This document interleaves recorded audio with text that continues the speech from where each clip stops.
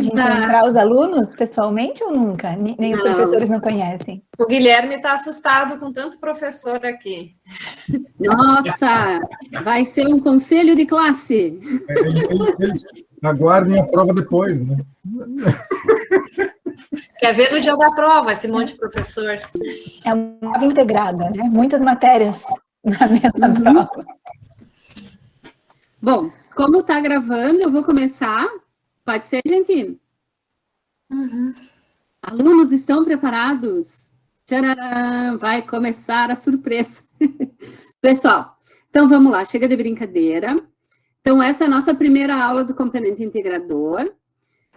Estamos presentes alguns professores, né? Não todos, mas que fazem parte dessa disciplina que chama componente integrador, que a gente já fez uma aulinha explicando para vocês como que vai funcionar, né?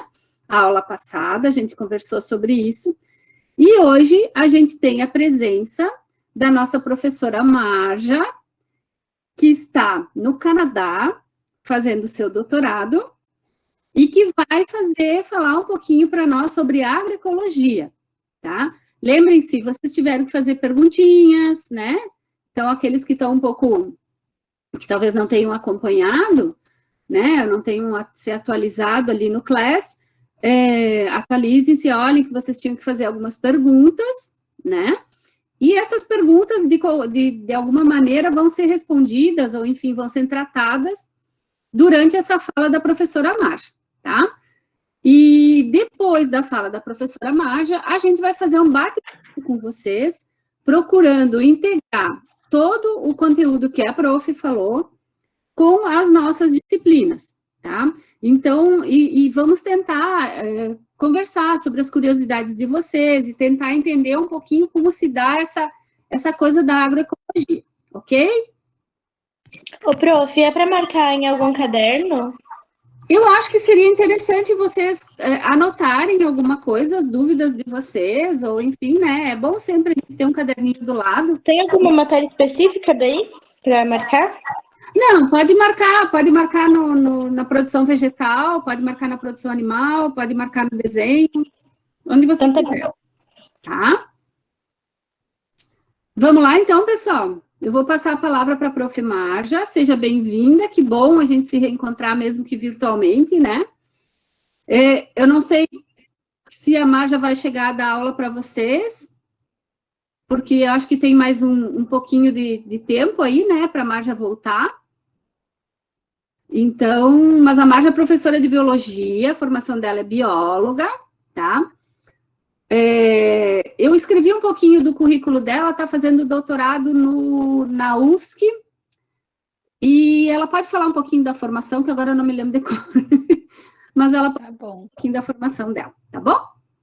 Então, vamos lá. Estão me ouvindo? Passei o microfone. E estão vendo a minha tela, que eu estou compartilhando também? Tá, então tá. Então, gente, é um prazer estar aqui, né? Como a Carla falou, eu sou professora também aí do Instituto, e estou de licença, né? Estou afastada das aulas para fazer o meu doutorado. O meu doutorado na UFSC é em agroecossistemas. É um programa que, se não me engano, a Marilac e o Rômulo também fizeram na UFSC, então, com certeza, tudo que eu vou falar aqui, eles e a Flávia e a Carla e o Jonas podem ficar à vontade para compartilhar, né? Para complementar, quer dizer, desculpa. E eu não estou muito acostumada a dar aula assim para um monte de janelinha fechada e sem ver vocês, sem conversar com vocês, porque eu saí do instituto, né, para o doutorado antes da pandemia, então eu não cheguei nessa época das aulas remotas. Então eu vou fazer algumas perguntas, e se vocês não quiserem abrir o microfone para responder, mas quiserem escrever no chat, pode ser também, eu vou tentar acompanhar pelo chat as respostas. Assim eu sei que vocês estão aí, estão escutando, e a gente consegue interagir um pouquinho. E também podem fazer perguntas ao longo da fala, ou deixarem para o final, como vocês preferirem, tá? Não tem problema, é mais um bate-papo. A Carla falou para mim que era mais uma conversa, né? Com certeza é isso que eu vou falar aqui. Os outros professores teriam condições de falar também, mas eu acho que a intenção desse programa integrador é que venha alguém falar para provocar essa discussão e todo mundo participar junto, né? Então a minha ideia de hoje né, falar com vocês aqui sobre o que é agroecologia, apresentar para vocês um pouquinho da noção de sistema agroalimentar, que eu não sei se vocês estão tendo já, ou se vocês vão ter em algum momento do curso. A gente vai falar em crise, né, de um sistema agroalimentar que está em crise, e depois sobre algumas respostas que existem para essa crise. Então, deve ter palavras novas aí, não se preocupem, a gente vai tentar cumprir esse caminho aí da nossa conversa ao longo da minha fala, tá? Primeiro, né, o que é agroecologia? Vocês chegaram agora nesse curso, alguns escolheram, alguns foram chamados ali, estavam tentando outro curso, acabou sobrando vaga nesse, entraram nesse mesmo. E o que será que é essa tal de agroecologia? O que vocês acham que é agroecologia? Vocês têm alguma palavra que vem na mente? Podem colocar no chat, assim, o que vocês acham que, quando falam em agroecologia, o que vem na cabeça de vocês? Uso de veneno, sem o uso de veneno, com os animais, a morte humanizada, né? Que eu ouvi a professora Carla falar, mais ou menos isso. Uhum. Tem também um tipo de plantio com agroflorestas, que daí ele reduz os agrotóxicos que não precisa usar, mais ou menos isso. Uhum. Quem está falando é a Jennifer, né? Isso. Isso? Legal, Jennifer. Alguém pensa em mais alguma coisa além disso? Eu sempre penso em produção orgânica, tanto animal quanto vegetal. Uhum. Produção orgânica. E aí, quem mais? Pode escrever no chat se alguém quiser. Não? Mais ninguém? Então, alguém escreveu alguma coisa. Deixa eu abrir aqui, peraí. Acho que é um estudo mais ecológico sobre a natureza em geral. Ah, legal, Rafael.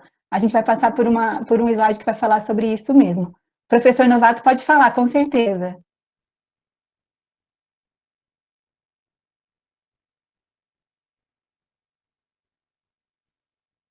Quer falar, Lidiane?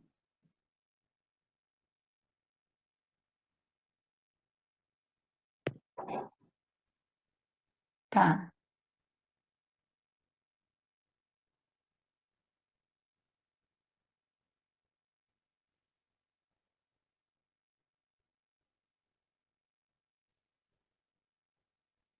Vamos esperar só a resposta da Lidiane e a gente segue em frente, tá, pessoal? Enquanto ela está escrevendo, eu fiquei pensando em ecologia voltada para animais e plantações. Legal. Então, quando eu estava no IFC ainda, eu tinha uma disciplina que eu dava, que era Introdução à Agroecologia. E em uma aula nossa, a gente resolveu fazer essa pergunta para quem trabalha no Instituto, para quem estuda no Instituto, e os alunos saíram de sala e saíram perguntando isso para todo mundo da escola. E receberam muitas respostas diferentes. E aí, duas alunas dessa turma, que ainda estavam no primeiro ano, igual vocês, resolveram avançar um pouquinho num projeto que tentasse entender, né, como que as pessoas do Instituto Federal entendem o que é agroecologia. E aí, esse foi o projeto dela de iniciação científica. E deixa eu ver se eu passo aqui. Então, era a compreensão da comunidade escolar sobre agroecologia, de duas alunas do primeiro ano, da mesma etapa que vocês estão no curso. Então, o objetivo delas era verificar o que a comunidade do IFC compreende por agroecologia, e elas entrevistaram os estudantes do técnico em agroecologia, os estudantes do técnico em agropecuária, os estudantes da agronomia, os técnicos e os professores. Elas criaram 5 categorias. E para a gente não entrevistar só quem é amigo da gente, ou só quem a gente sabe que já trabalha nesse curso, elas pegaram as listas de todas as pessoas de cada uma dessas categorias, lá na secretaria e no RH, e fizeram sorteios. Sortearam 10 pessoas de cada categoria, né? E aí elas perguntavam, o que é agroecologia? E gravavam a resposta, não tinha nenhum tipo de limite, a pessoa podia falar o que ela quisesse, 1 minuto, 10 minutos, e aí depois elas foram ver todas essas respostas, né? E aí elas fizeram uma análise de que respostas essas pessoas davam. Então, a gente criou esse tipo de nuvem de palavra na pesquisa delas, né? E a gente vê que tem algumas coisas que vocês falaram que também aparecia aqui, ó. Então, do curso técnico em agroecologia, aparecia muita noção de que era uma produção sem agrotóxicos, né, uma produção de alimentos, era um tipo de produção sustentável. A gente vê que aqui solo também é uma palavra grande, ó, que apareceu em muitas entrevistas, vida. O curso técnico agropecuário é um pouquinho diferente, a maior palavra é agricultura, depois aparece aqui agrotóxico, alimentação também. Agronomia, a maior palavra já é produção, já muda um pouquinho, né? Eles falam também de sustentabilidade aqui, da questão da produção orgânica. Os professores também, ó, os alunos da agronomia vão ficando parecidos com os professores na medida que eles vão estudando. E aqui, né, os técnicos falam, tem mais variedade nas respostas, falam de qualidade, produção, manejo, natureza, sustentabilidade. E aí elas fizeram uma análise, então, do que mais aparecia nas respostas. Isso para as pessoas do IFC, né? A gente está primeiro vendo qual que é o conceito de agroecologia no IFC. Sustentabilidade é o que era mais falado, junto com não uso de agrotóxicos, que também foi a primeira coisa que apareceu aqui hoje, né? A primeira pessoa que falou do não uso de agrotóxicos. Depois, sobre a questão de ser mais saudável, e de usar agora técnicas alternativas, que vocês também falaram, né? Falaram ali de técnicas ali de, se não me engano, alguém falou de sistemas agroflorestais, de algumas técnicas de produção diferenciadas. Aqui falaram também que é uma ciência, algumas pessoas falaram de justiça social, né? Ah, não, justiça social não aparece, aqui é cuidados com o solo, desculpa, técnicas alternativas, falaram de futuro, falaram de baixa produtividade, algumas pessoas no IF ligavam muito a agroecologia com baixa produtividade, mas falar sobre renda, né, quanto que isso gera de renda, sobre economia, sobre justiça social, esses conceitos não apareceram nas respostas do Instituto Federal. Então, para a comunidade, né, do Instituto Federal, a agroecologia está muito ligada à produção, às técnicas de produção, à produção mais sustentável. Mas o que eu quero conversar com vocês hoje é que a agroecologia é um pouco mais do que isso, né? Ela é mais ampla do que isso, né? Então, nas considerações desse trabalho das nossas alunas, o que elas, né, perceberam é que, para a maioria dos entrevistados, o conceito de não uso de agrotóxicos e sustentabilidade estão ligados à agroecologia, mas que outros aspectos, que também são fundamentais, não foram mencionados por nenhum entrevistado, em especial aqueles ligados às dimensões social e econômica da agricultura. Então, quando a gente fala de agricultura, ou fala de agroecologia, a gente não está falando de um espaço vazio, a gente está falando de um espaço que tem gente que faz agroecologia, tem gente que produz alimento, tem gente que compra alimento, tem gente que não compra alimento porque não tem dinheiro, né? Então, a gente tem que incluir nessa conversa as pessoas, né? As pessoas que estão nesse sistema, que comem e que produzem, e que vendem e que participam disso. Né? Então, hoje que eu quero conversar com vocês é para a gente entender um pouquinho a agroecologia como um conceito complexo. A gente vai falar de complexidade, é difícil, não é fácil, e que tem diferentes dimensões. E não é à toa que as respostas, né, dos nossos colegas do Instituto não falam muito sobre isso, né? Porque quando a gente vai olhar, né, o curso de vocês têm uma disciplina de produção animal, uma disciplina de produção vegetal, uma disciplina que fala do solo, vocês têm a disciplina que fala de extensão rural, vocês têm a disciplina que fala bom, enfim, de história, biologia, mas agora vocês até têm esse componente integrador, mas a costura, colocar tudo isso junto, que é a parte mais difícil, vocês têm que fazer sozinhos, do jeito que está organizado o curso, né? Como que cada disciplina dessas se conecta com a outra, para formar um conceito único de agroecologia. Então, vocês têm que ficar atentos ao longo da formação de vocês para ir conectando essas diferentes coisas, né? Emendando uma coisa na outra. E agora, que bom que tem esse espaço aqui para vocês tentarem fazer isso, né? Tentarem fazer isso juntos. Então, vamos lá, vamos continuar. Espera aí. Então, quando a gente fala dessa complexidade que eu coloquei aqui para vocês, né, de que tem comida, tem técnica, mas também tem gente, né, produzindo e comendo, surge essa noção de um sistema. Um sistema é uma coisa que tem vários componentes que estão interligados e que se relacionam, né? Então, quando a gente fala de agricultura, a gente está falando de um sistema que tem a ver com economia, né, porque tem dinheiro circulando, tem alguém que que produz e transfere esse produto para alguém que consome, né? Tem as pessoas que estão fazendo parte disso, e não existe agricultura sem um sistema que dê apoio, sem a natureza, né? Porque para produzir alimento a gente depende de fotossíntese, né? Para começar uma cadeia alimentar, para ter, mesmo que se a gente está falando de produção animal, parte também da produção vegetal, está tudo conectado, né? E, além da produção de alimentos, esse sistema é maior ainda. Esse sistema também incorpora atividades e as pessoas que estão ligadas à produção de insumos, né? Então, se a gente está falando da agricultura convencional, tem trator, tem combustível, tem a produção de agrotóxico, de adubação química, né? A gente tem os processos de transformação, que a gente vai estar falando, então, de alguém produz o tomate, mas a maioria desse tomate vai passar por uma cadeia de produção aí de molho de tomate, de ketchup, de um monte de coisa, né? Ou de leite, vai passar pela cadeia dos laticínios, do queijo, né?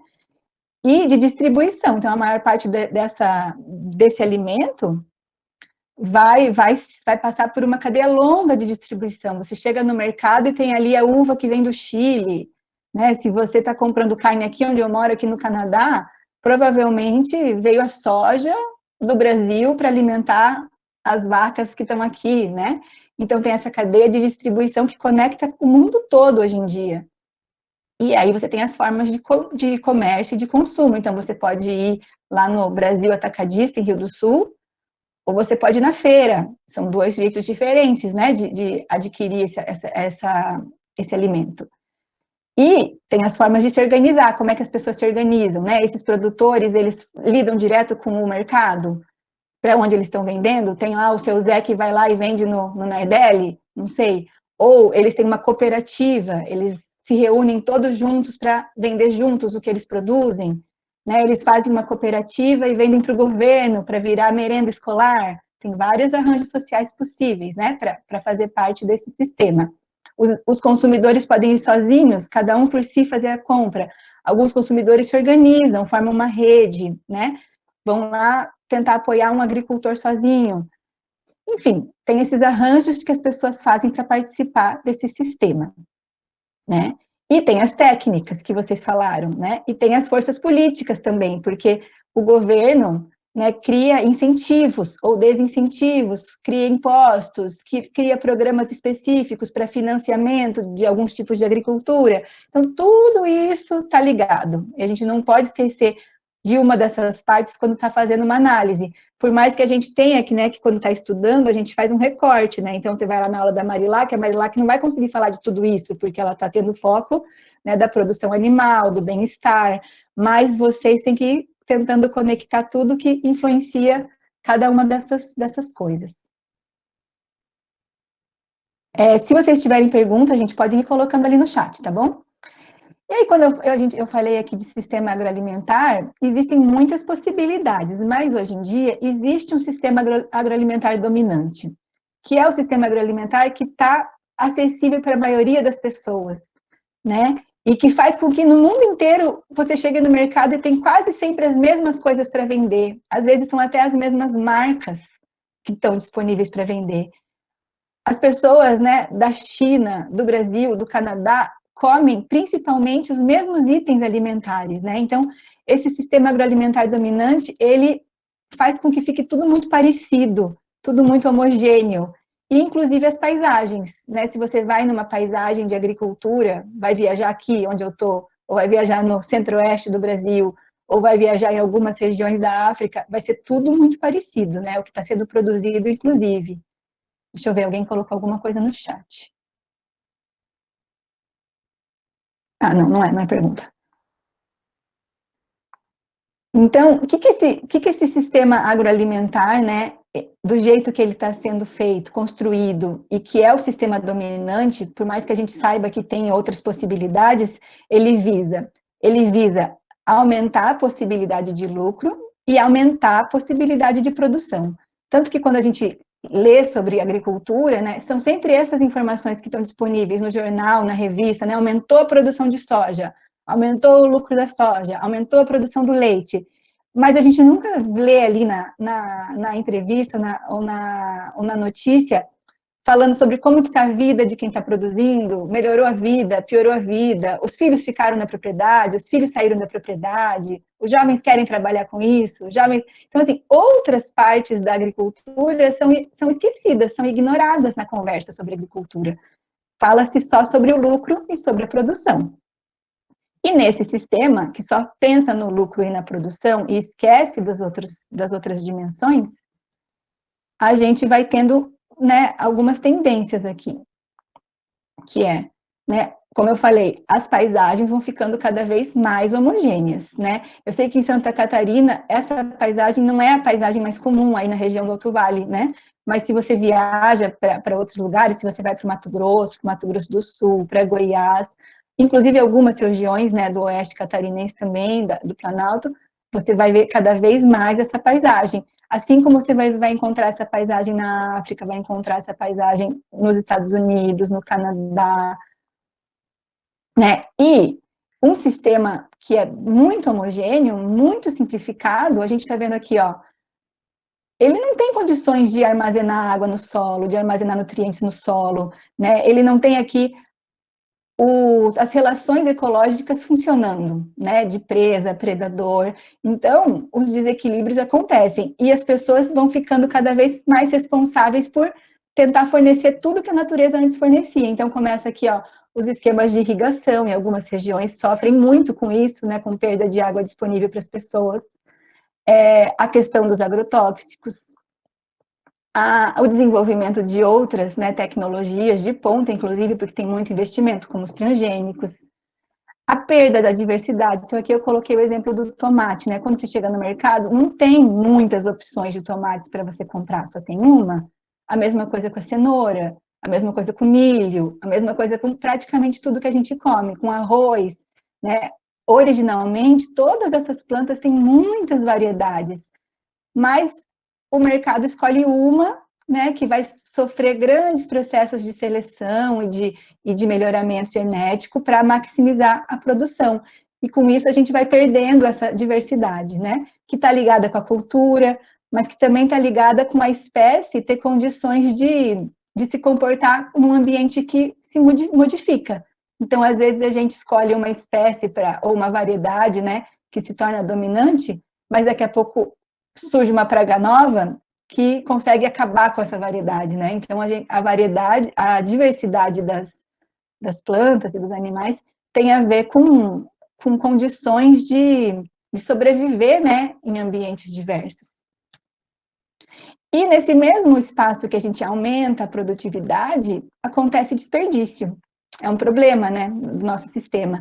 Esses dias, eu vi uma notícia que, em plena pandemia, com um aumento muito grande da fome em São Paulo, alguns agricultores tiveram que jogar fora toda a produção que eles tinham, porque eles não tinham dinheiro nem para pagar o transporte para doar, né? Então, tem gente passando fome, os agricultores não estavam conseguindo vender, porque as pessoas estão sem dinheiro, e nem doar eles não conseguiram, porque eles não tinham dinheiro para pagar o transporte. Quer dizer, tem alguma coisa errada aí, né? Porque como é que se tem comida, tem gente passando fome?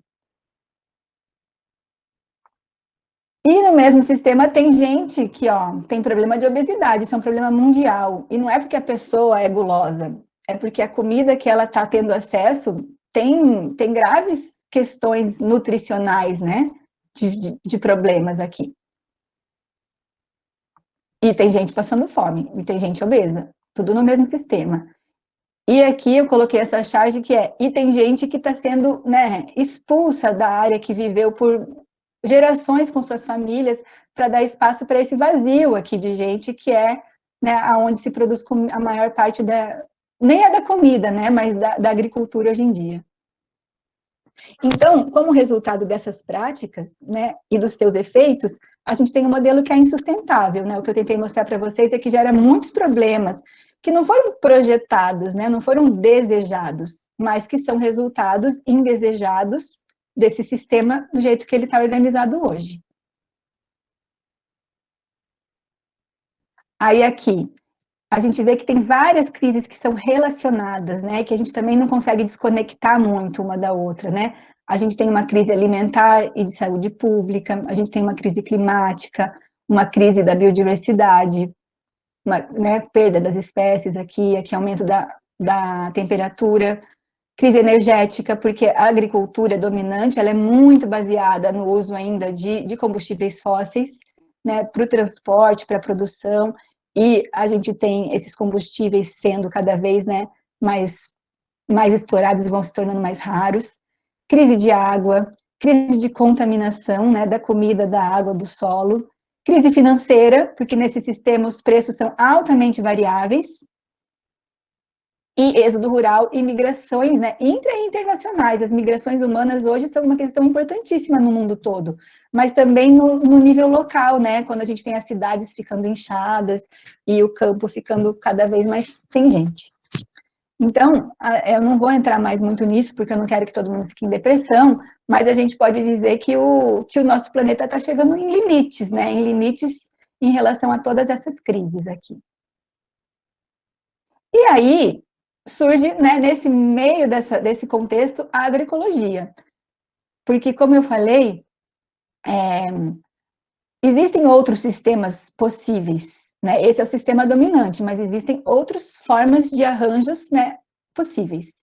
Então, alguém aqui falou exatamente sobre isso, sobre a questão da ecologia sendo aplicada para a produção, né, de alimentos, quando eu perguntei o que era agroecologia.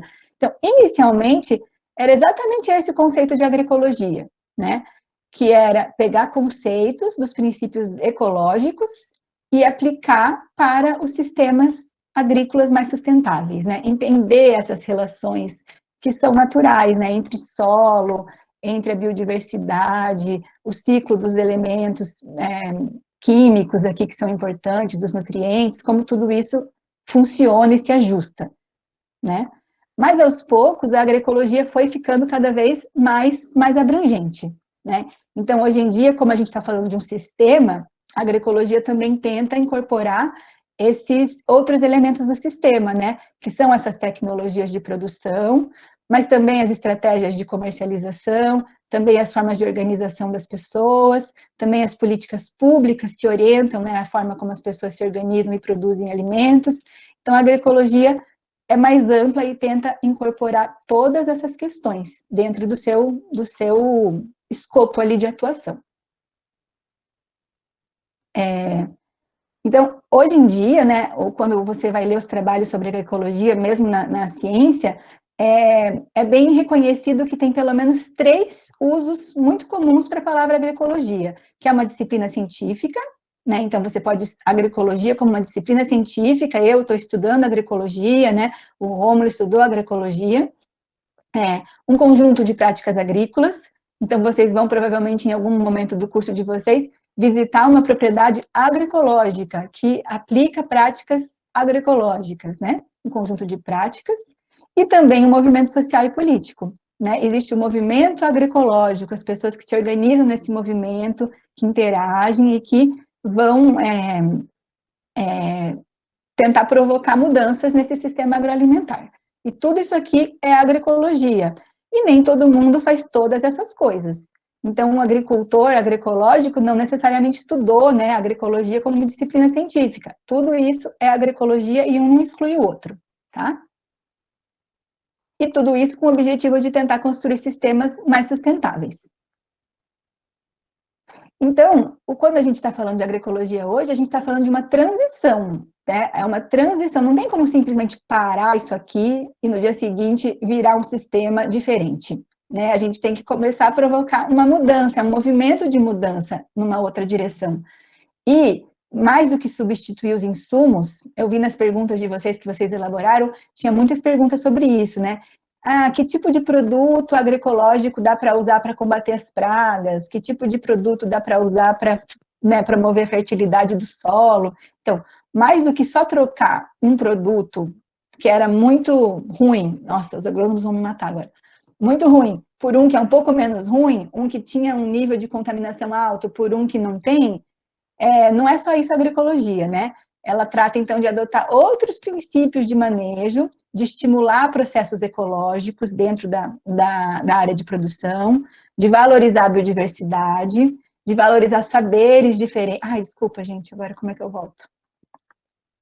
De valorizar saberes diferentes, de valorizar culturas diferentes e de tentar construir sistemas que são mais justos para todos, né? Então, buscando mais autonomia para o agricultor, porque nesse sistema que eu falei, o agricultor tem pouca área para decisão do que ele vai produzir, onde ele vai vender, sobram poucas opções para ele. Então, dá mais autonomia para o agricultor e, ao mesmo tempo, também facilitar o acesso para o consumidor, porque os consumidores não acessam facilmente os alimentos, né? Como eu falei, tem um sistema dominante e a maioria das pessoas só consegue comprar comida nesse sistema dominante, né? E compra o que está mais barato, né? Então, tem tudo isso aqui envolvido na agroecologia. Parece demais, né? Parece difícil a gente pensar que vai estudar uma coisa que é tão complexa, né? Que envolve tanta coisa. E aumenta ainda, porque esse aqui é um diagrama que vem da Articulação Nacional de Agroecologia, é uma organização brasileira, né? Que mostra como a agroecologia ainda se conecta com outros movimentos, né? Se conecta com feminismo, se conecta com comunicação e cultura, com direito à cidade, com saúde coletiva, com economia solidária, com soberania e segurança alimentar e com justiça ambiental. Porque, no fundo, o que promove esses problemas aqui e os problemas que o sistema agroalimentar enfrenta são as mesmas forças, né? Então, essa conexão aqui é quase inevitável. Aqui eu coloquei essa foto de uma escola em Santa Catarina, que também tem o curso técnico em agroecologia, fica dentro de um assentamento rural. E eles, né, têm nas paredes essas conexões da agroecologia aqui. Então, se tem racismo, não tem agroecologia, né? A agroecologia está ligada aqui com a reforma agrária, né, com o poder popular, com o feminismo. Se tem LGBTfobia, não tem agroecologia, com a questão da comunicação, dos quilombolas, da saúde. Então, eles fizeram esses avisos aqui para tentar mostrar quão a agroecologia é ampla também, né? E aí, né, quais são os incentivos para uma pessoa tentar promover, né, essa transição agroecológica, para um agricultor familiar tentar fazer esse movimento, para um consumidor que tem condições, né, de fazer esse tipo de escolha, tentar promover esse movimento, né? Primeiro, a incerteza quanto ao preço do petróleo e outras fontes de energia. Do ponto de vista do agricultor, isso é um incentivo, e do ponto de vista dos governos também, para incentivar a agroecologia, né? O sistema dominante, como eu falei, é muito dependente dessas fontes de energia, que a gente não sabe até quando vão estar disponíveis, né? E de que forma. Uma baixa margem de lucro da agricultura convencional. Tanto que a gente vê que, às vezes, tem uma mínima variação e muitos agricultores, né, quebram, não conseguem, né, pagar suas dívidas, não conseguem pagar suas contas, porque a margem de lucro, né, e a variação desse rendimento é muito grande. Quer dizer, a margem de lucro é baixa e a variação é muito grande. O desenvolvimento crescente de novas tecnologias alternativas. Está escrito errado aqui. Então, a gente tem cada vez mais técnicas disponíveis que facilitam essa transição, né, que facilitam o agricultor produzir alimentos de forma diferente. Uma crescente consciência ambiental e preocupação com a saúde nos consumidores, nos produtores e nos governos.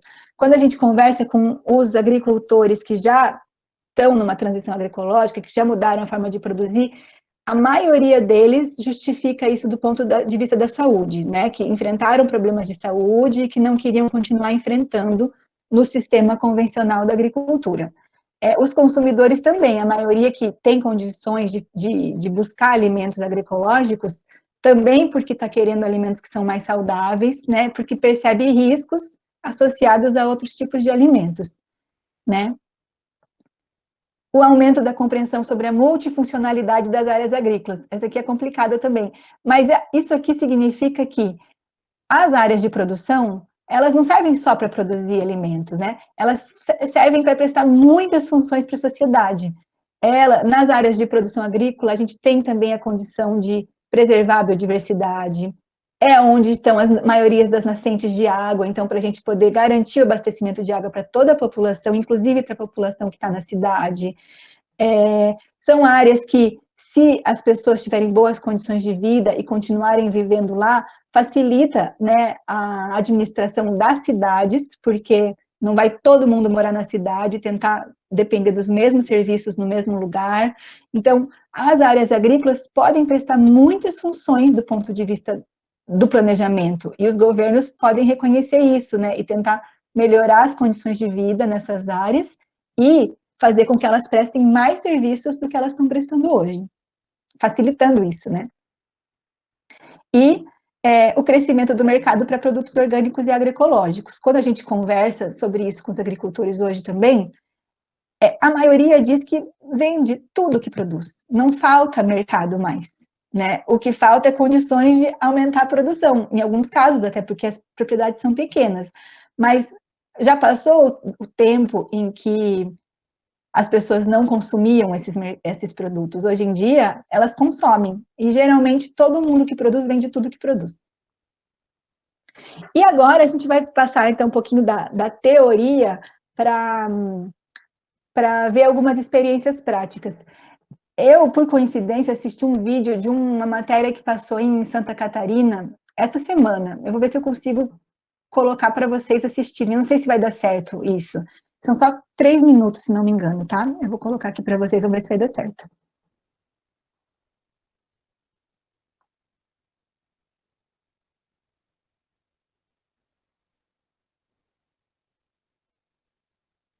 Eu acho que eu vou ter que compartilhar a outra tela, peraí.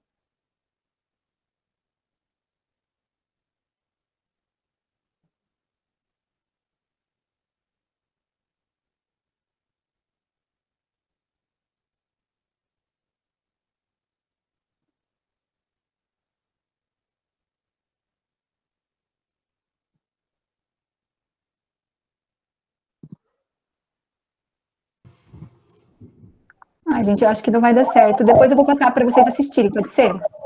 Pode. Qualquer coisa, Vai demorar mais. eu posso tentar aqui, Marja, se tu quiser me passar o link. Ah, então tá, peraí. Passa no chat. Vou passar, peraí.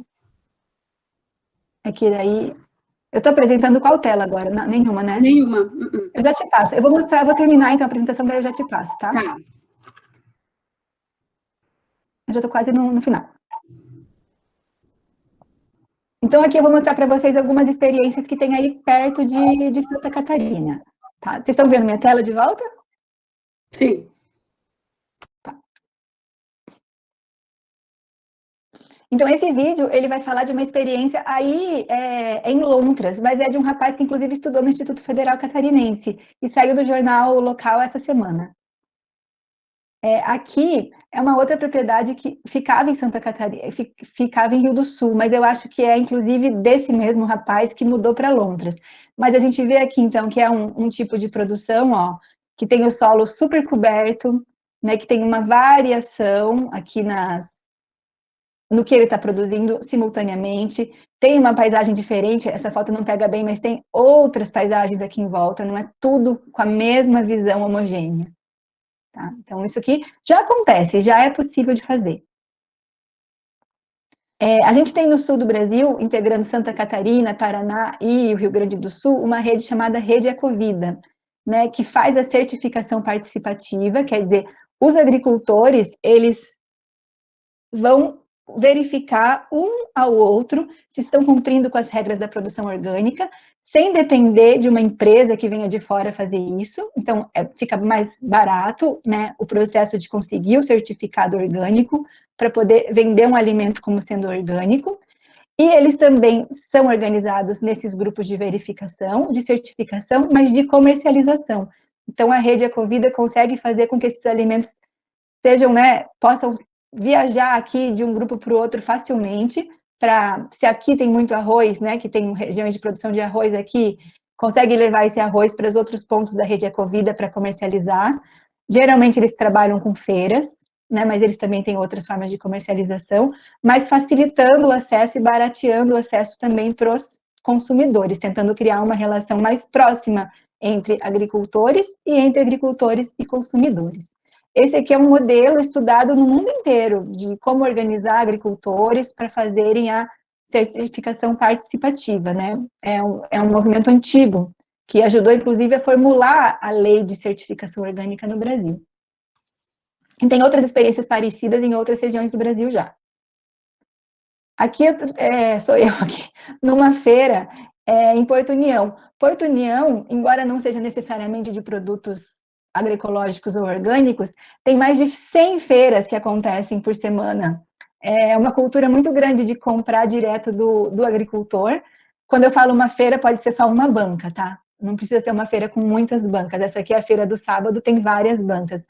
Mas, enfim, os agricultores vão para a rua vender direto para os consumidores e as pessoas sabem, na quarta-feira o fulano vai estar na esquina tal. E isso permanece, né? E tem essas outras formas de comercialização. Mas nem sempre é orgânica. Mas, enfim, já é uma outra forma de produzir e vender o seu produto. Aqui é numa propriedade, eu acho que o Rômulo foi junto, não sei se os outros professores foram também, que era da família Odoriz, em Dona Ema. Isso aqui é onde eles estavam plantando cebola, né? Então as pessoas olham, não tem cara, né, de uma área de produção de cebola que as pessoas estão acostumadas a ver. Mas aí quando eles vão colher, eles colheram ali pra gente, tem cebola e tem cebolas lindas, né, crescendo aqui no meio da diversidade, né?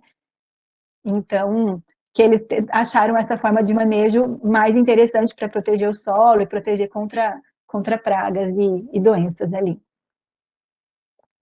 Aqui é uma estratégia, de plantar uma espécie que seja muito atrativa para os insetos que estão na sua área de cultivo, né? Então, aqui é a selga, couve, tem um outro nome, eu não me lembro, que ela é muito mais atrativa do que esse outro plantio que está aqui do lado. Então, eles plantam intercalando para que as pragas venham comer essas. Então, esse plantio aqui não é o foco para comercializar, né? Ela atrai os insetos e as outras plantas ficam em bem melhor condições, né, para poder comercializar. Então, é um jeito de você lidar com a presença de insetos, né, que a gente chama de pragas, sem pensar que tem que exterminar eles, né? Eles estão ali, estão convivendo e não estão inviabilizando o comércio dos outros produtos.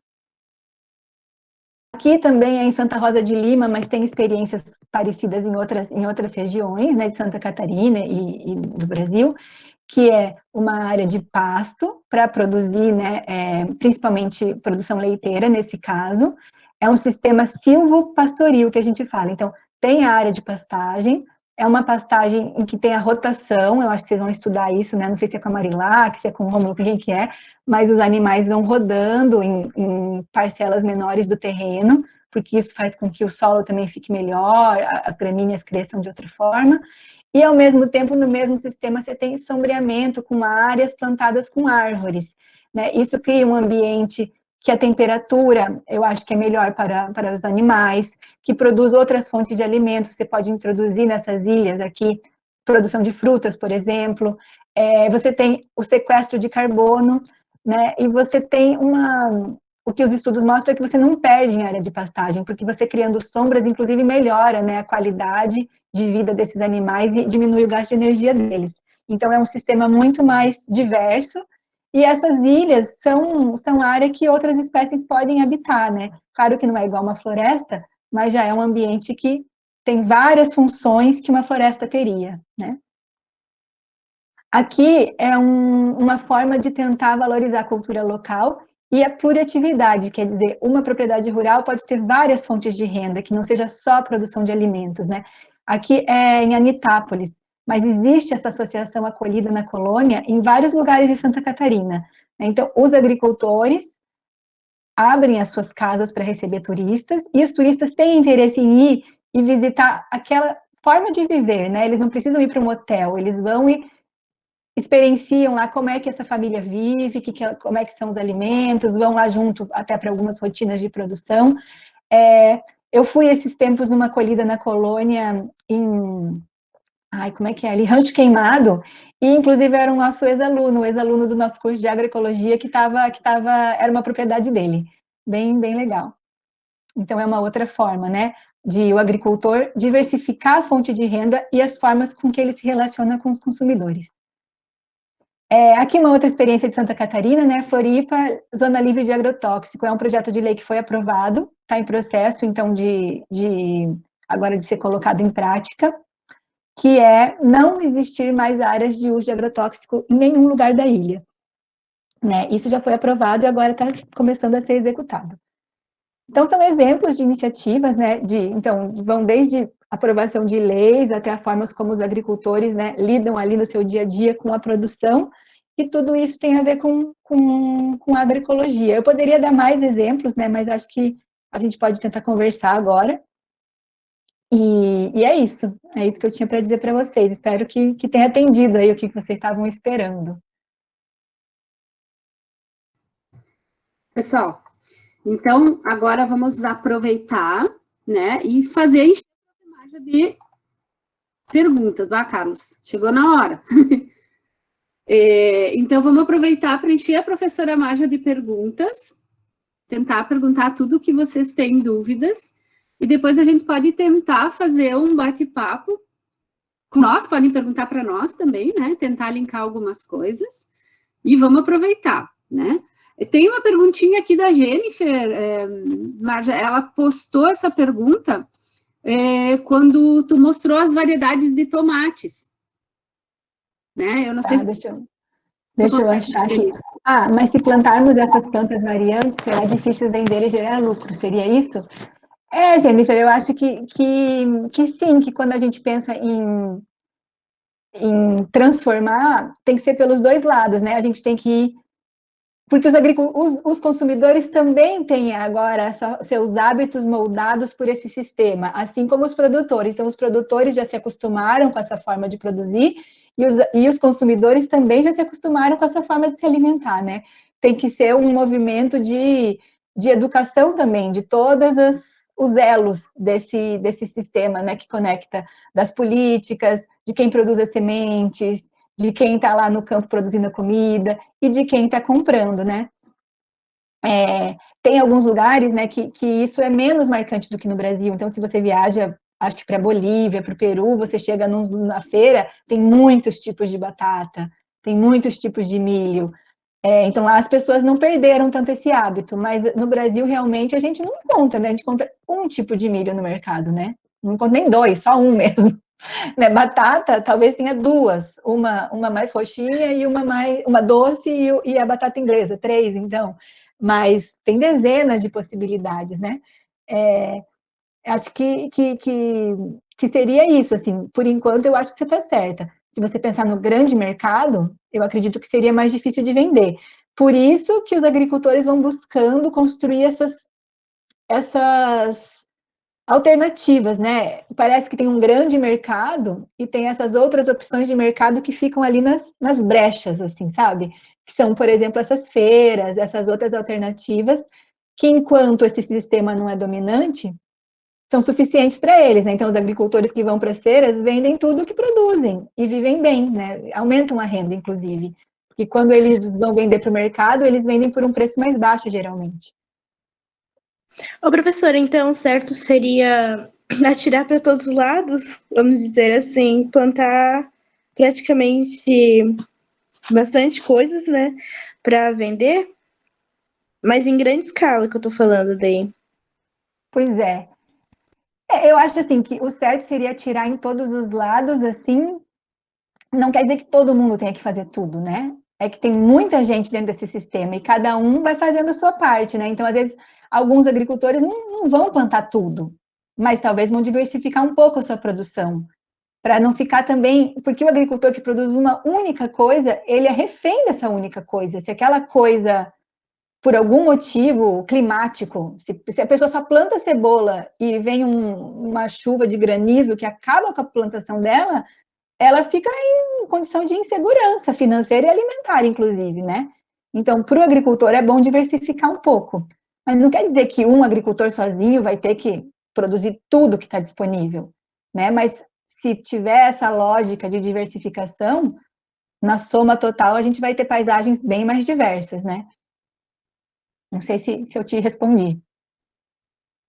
Mas isso não é uma matéria, não é uma forma que tem da agroecologia, eu só não lembro se é permacultura, se é Ai, tem outro, é o nome, só que eu esqueci. Que daí são várias plantas plantadas juntos, se eu não me engano. Daí, mas é mais ou menos isso, não é? Uhum. Tem. Só que eu não lembro o nome. Tem muitas formas. Tem muitas formas de você, às vezes, num mesma. Igual eu mostrei ali uma das fotos, né? Na mesma área, você ter linhas de vários produtos um ao lado do outro. Às vezes você não tem nem linha, você tem tudo plantado bagunçado.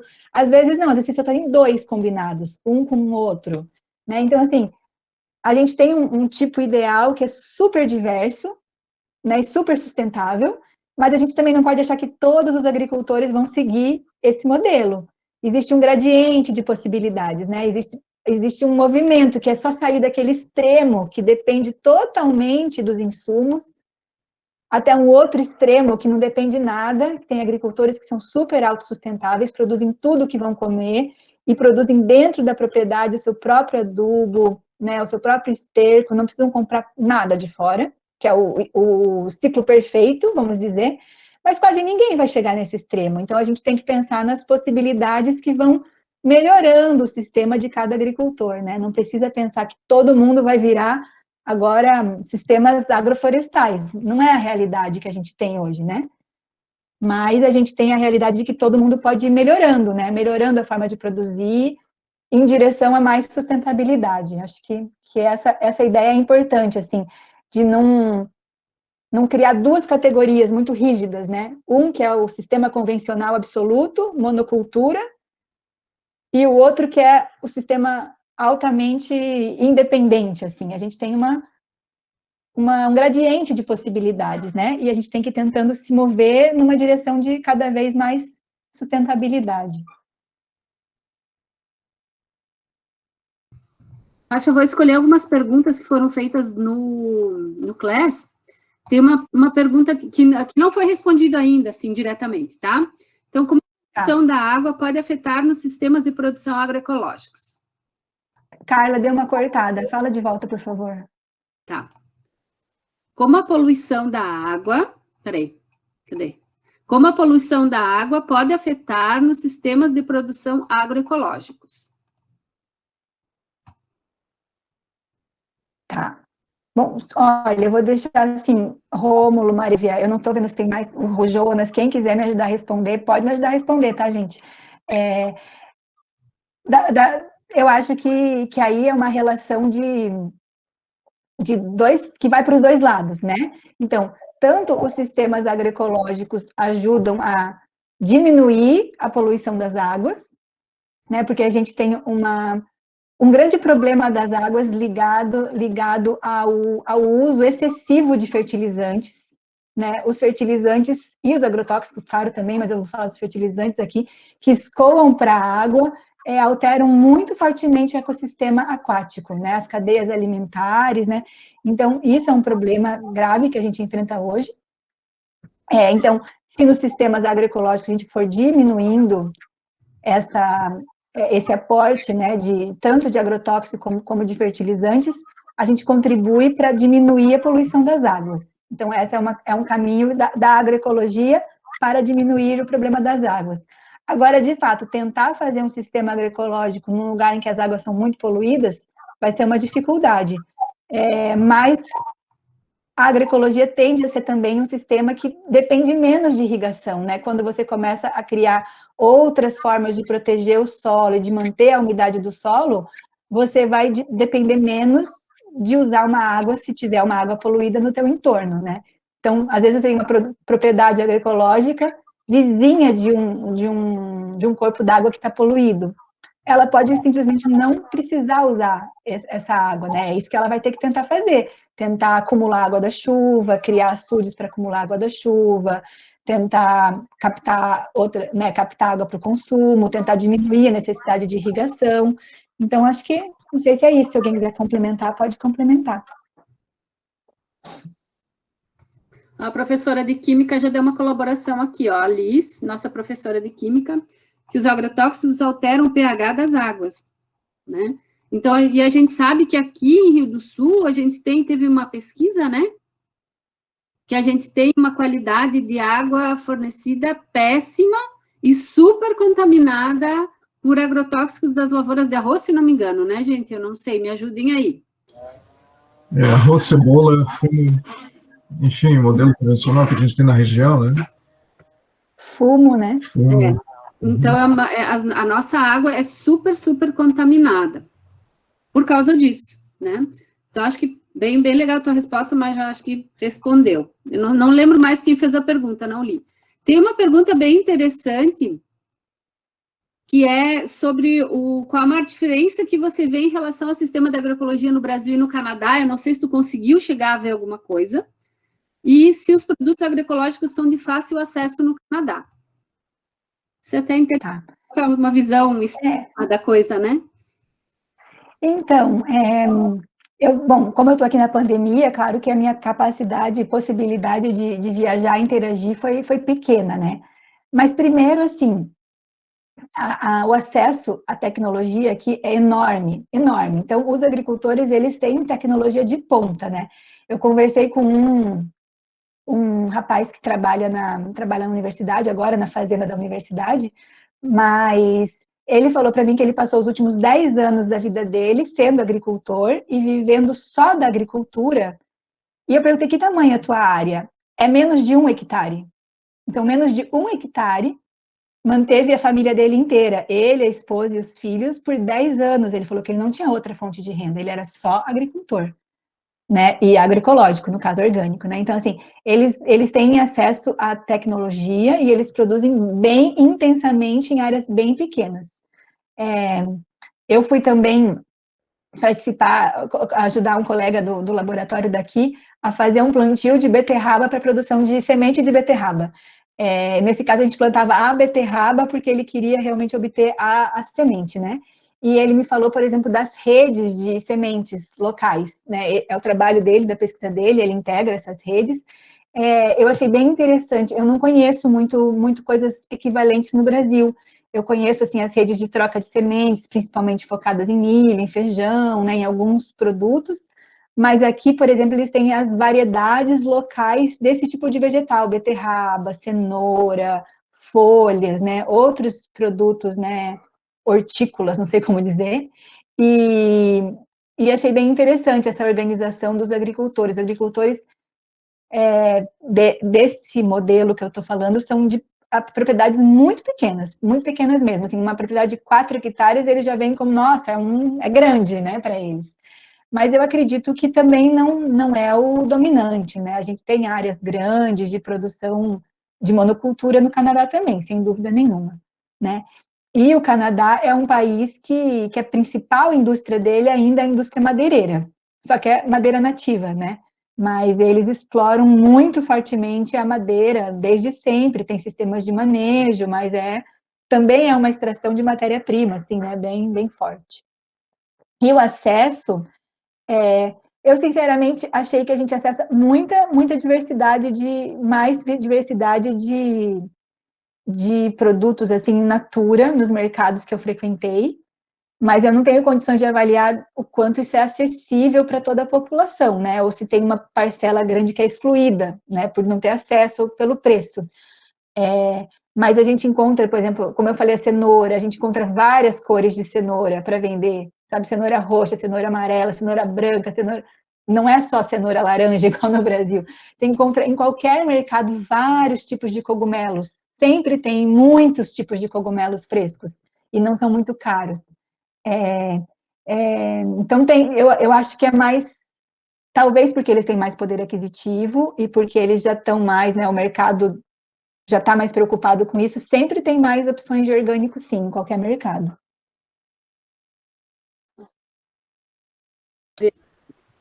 Então, só para aproveitar essa fala da Marja, né, para falar para os nossos alunos, para vocês verem, né, pessoal, como que uma pequena propriedade ela tem uma alta capacidade produtiva, né? Então, para vocês verem que os sistemas agroecológicos eles são mais eficientes do ponto de vista energético, tá?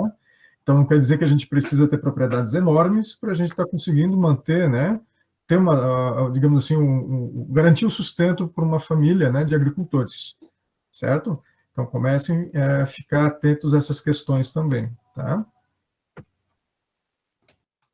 Ela queria fazer uma pergunta? Dá para me ouvir? Assim, eu tô com uma dúvida. Vamos supor que na minha família eu gostaria de começar a plantar legumes e verduras na forma agroecológica, mas naquele solo já foi utilizado agrotóxico. Eu preciso esperar muito tempo para que o agrotóxico saia com a água ou com o tempo, ou eu posso utilizar alguma coisa, plantar alguma coisa nele que ajude a retirar aquele agrotóxico, ou quando eu colocar ele uns meses depois ele já sai do solo. Legal, eu acho que eu vou passar essa pergunta para a Marja e para o Rômulo, né? Eu acho que os dois podem se ajudar, né? Isso que eu ia falar. Não sei se eu sou a pessoa mais indicada para responder, assim, com números, com as técnicas certinhas, né? Eu vou colocar aqui, eu estou conseguindo, daqui a pouco eu vou compartilhar com vocês esse videozinho que eu falei, do agricultor de Lontras, e ele fala um pouquinho sobre isso, né? Que na área que ele produzia, era uma área que tinha pisoteio animal e que tinha produção de grãos de forma convencional, e como que ele trabalhou para tentar recuperar o solo. E ele disse que esse é o foco principal do trabalho dele, né? Tentar recuperar o solo para produzir outras formas agora, né? Mas eu vou deixar o Rômulo te falar certinho sobre os prazos e as técnicas que eu acho que é mais correto. Uhum. Tayla, essa questão, né, de tempo, né, que você leva para migrar, digamos, de um sistema convencional para um sistema alternativo de produção, né, vai depender muito do histórico de produtos que foram utilizados também nessa área, certo? Então, a gente sabe que existem herbicidas, por exemplo, né, que ficam ativos no solo durante 50 anos ou mais, certo? Então, o modelo que você vai adotar, né, digamos assim, a certificadora, né, o tipo de conhecimento que você vai estar adotando para produzir os alimentos na tua propriedade, né, que vai determinar muito esse tempo que a gente chama de tempo de transição, né? Então, dependendo do tipo de produto, tá, que foi utilizado nessa área, você fica até 5 anos nesse processo de transição, certo? Então, por exemplo, tem um herbicida, né, comercial que se chama Tordon, né? E um dos componentes desse herbicida se chama picloram, tá? Então, esse picloram, ele fica ativo por mais de 50 anos. Mas, como você tem, né, interesse, por exemplo, em mudar para um sistema agroecológico de produção, dependendo, então, da certificadora, você vai ficar 5 anos nessa adaptação, digamos assim, do teu ambiente para tentar produzir, né, reequilibrar a ecologia de solos, né? Então, aquilo tudo que a professora falou sobre sistemas de produção, né? Então, você vai adotar uma série de práticas para estar reequilibrando esse sistema, tá? Principalmente o teu sistema solo, tá certo? Então, não existe receita pronta. Então, por exemplo, você, na tua propriedade rural, pode ter uma determinada situação, e o teu vizinho é uma situação totalmente diferente. Tá? Então, muito a visita, né, ou aquilo que você vai acabar aprendendo também dentro do nosso curso de agroecologia, né, vai te dar ferramentas para você estar fazendo esse processo de transição. Tá bom? Então, adubação verde, né, você vai ter que usar bastante adubação verde nessas áreas, aumento da microbiologia dos solos através da utilização de compostagem, preparados diversos à base de estercos animais e plantas, né, os chamados biofertilizantes, tá? Então, todas essas são práticas que vão ajudar você a mudar, digamos assim,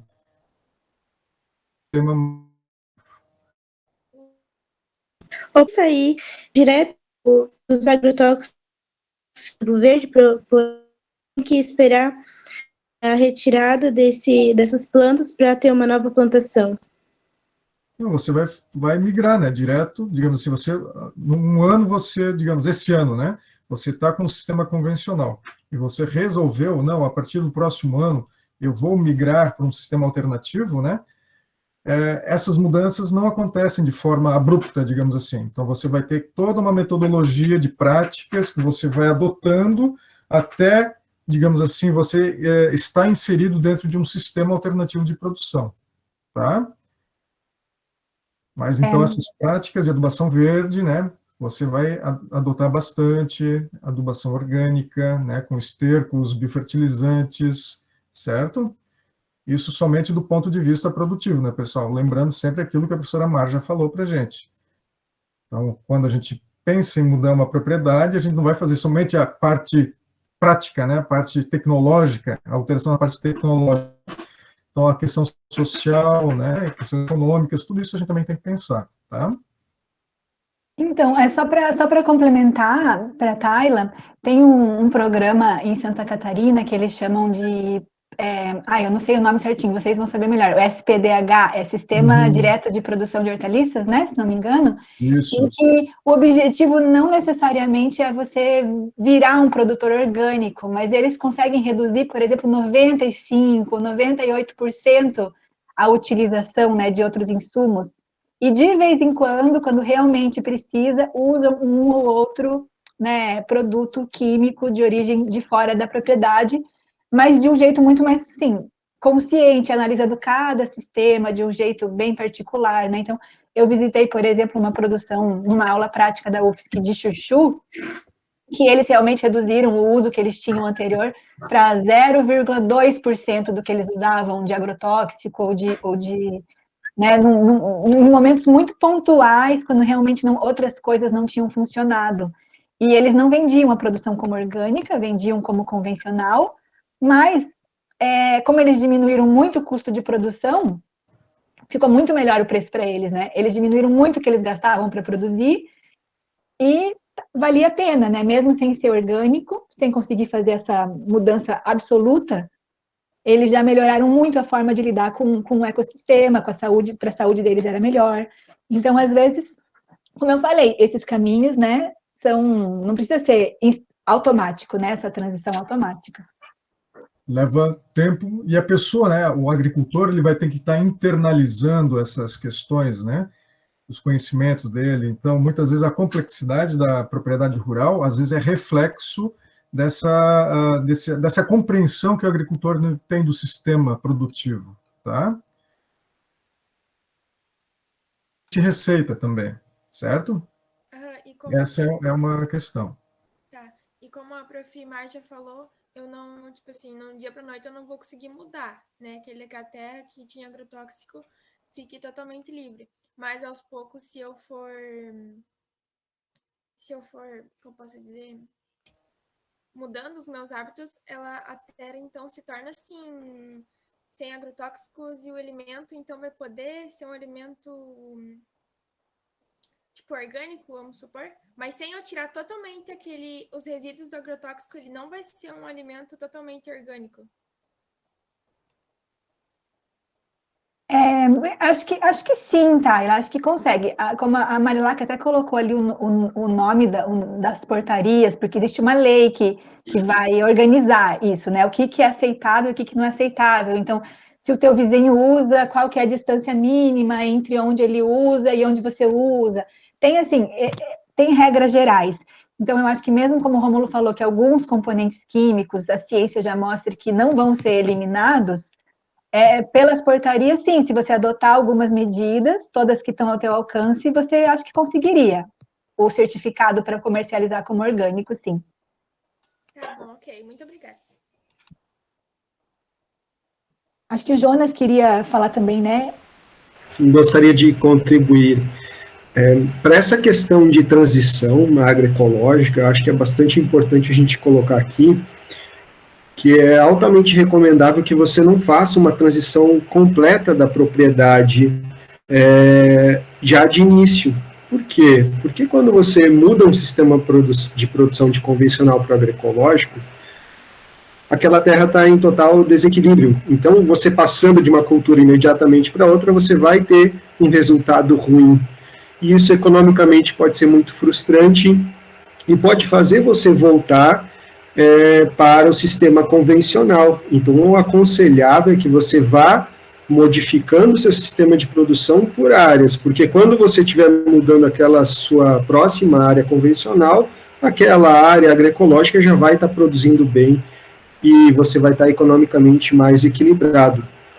Claro que você precisa pensar muito bem a forma que você vai fazer isso, porque não adianta você começar lá a fazer a transição para uma área de baixada, e daqui a pouco, né, um pouquinho acima dessa baixada, você está utilizando agrotóxicos e haver um escoamento, né, superficial, uma lixiviação, enfim, está sendo levado tudo da área convencional para a agroecológica, então precisa ser bastante pensado. Mas para o sucesso, então, da propriedade, para o sucesso da transição, é bastante importante que ela seja feita de maneira gradual também no espaço, para você garantir a sua renda nesse período de transição.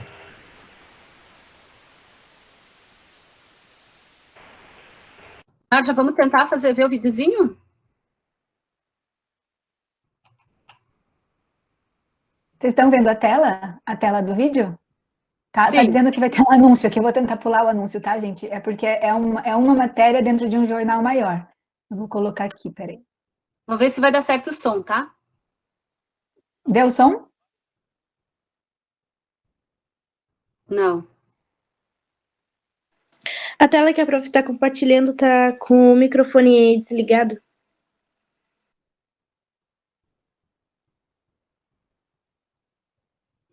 Deixa eu pular esse anúncio.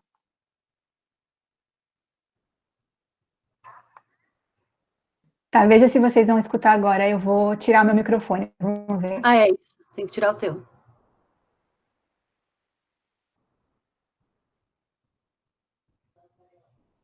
Não deu som, Marja. Vocês escutam? Não? Não deu som?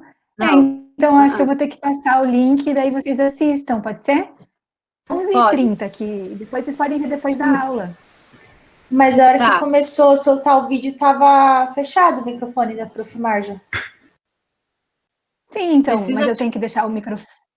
Tem que deixar ele Ativar, aberto para a gente escutar o seu som. O seu microfone fica aberto. Tá, então vamos tentar de volta. Eu vou colocar, vocês me avisam.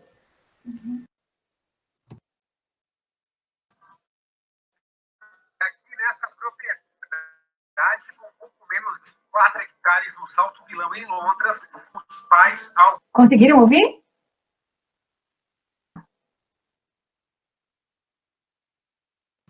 Sim, deu certo. Sim.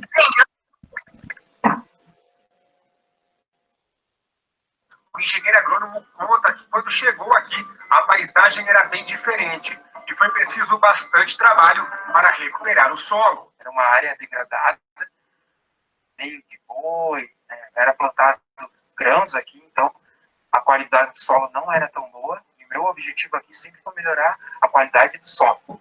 Então eu acabei fazendo um preparo maior, né, sem grades mais pesadas, virei esse solo, trabalhei com adubos aí, né, para eu melhorar o solo. Depois que eu fiz essa primeira parte, há 3 anos atrás, eu comecei a plantar adubação verde. Então, eu fiz um consórcio de adubação verde para melhorar o solo. Quando eu peguei esse solo, ele tinha 1,8 de matéria orgânica e hoje a gente está aí com mais de 3,5 de matéria orgânica. Hoje, na propriedade, são cultivadas hortaliças, frutas e vários outros alimentos. O Gleison também utiliza o plantio consorciado, o que tem trazido vantagens. O objetivo aqui também é eu podar, né, trazer esse sistema podado para o solo para virar matéria orgânica. E, além de tudo, o consórcio também vai melhorar a qualidade do ambiente. Né? A gente está aqui numa área hoje que foi implantado há 3 anos. Então, eu fiz também o plantio aqui dos eucaliptos e dos cítricas. Né? Então, no verão, eu deixo ele produzir bastante biomassa, então a gente tem um ambiente melhor, né? E no inverno, você pode ver aqui agora que a gente fez a poda desse sistema e colocou no chão. Além de tudo, eu estar aumentando a matéria orgânica, melhorando a biomassa, o solo coberto, ele vai perder menos água e vai deixar o sistema mais sustentável. Uma das apostas agora é o cultivo de bananas. 4 variedades foram plantadas por aqui. Participei de um projeto aí da EPAG, aqui de Londres, né? A Laís e a Franci conversaram comigo para eu plantar aqui. Então, eu produzi a banana, porque além de ela produzir o fruto, né? A gente consegue ter um valor comercial aí muito alto, e a gente está numa região que é boa de produção de banana, ela produz a biomassa. O que é isso? No sistema, eu vou podar ela depois do 1º e 2º ano, eu podo ela e também vou colocar ao redor das frutas, em questão aqui, as frutas enxertadas, os citros, eu vou colocar ela para a produção de matéria orgânica, aumentar a umidade do solo e ainda vou estar produzindo fruta, né? Então eu vou estar ganhando dinheiro, melhorando a qualidade do solo, que esse é o grande segredo da agricultura, é melhorar o solo e estar produzindo alimentos aí de qualidade. A propriedade do Gleison aqui em Londras tem a produção orgânica certificada desde 2018. Por isso, o objetivo é continuar os trabalhos e colocar ainda mais alimentos na produção. E o Gleison garante que o mercado para a venda desses produtos é grande. Trabalho hoje com a merenda escolar, né, a venda da merenda escolar, né, as hortaliças e frutas. O objetivo sempre é estar vendendo para a merenda escolar. A gente faz a venda também em algumas empresas hoje que trabalham com produção orgânica na cidade de Rio do Sul. Então, a gente já tem um mercado específico. Algumas outras agroindústrias que vêm pedindo nosso produto. Como eu ainda não tenho uma grande produção, esses mercados ainda são futuros. Mas a gente vê uma perspectiva aí de produção de alimentos, né, crescente. O agrônomo disse ainda que o plantio desses alimentos pode servir, sim, como uma ótima fonte de renda. Compensa. Hoje, o valor que é pago pelo orgânico é um valor um pouco mais alto, né? Mas a gente tem que pensar que, além do valor, a gente tem uma qualidade nutricional do alimento muito maior. O retorno financeiro é maior, né? A gente também vê aí um mercado, como eu falei, promissor. Então, a gente precisa de produtores, né? E a gente não consegue atender alguns mercados pela falta de produto. Então, se eu tiver uma regularidade maior, mais produtores, né, fazendo a produção aí orgânica, a gente consegue alcançar outros mercados. A gente consegue ir para o litoral, ir para outros estados.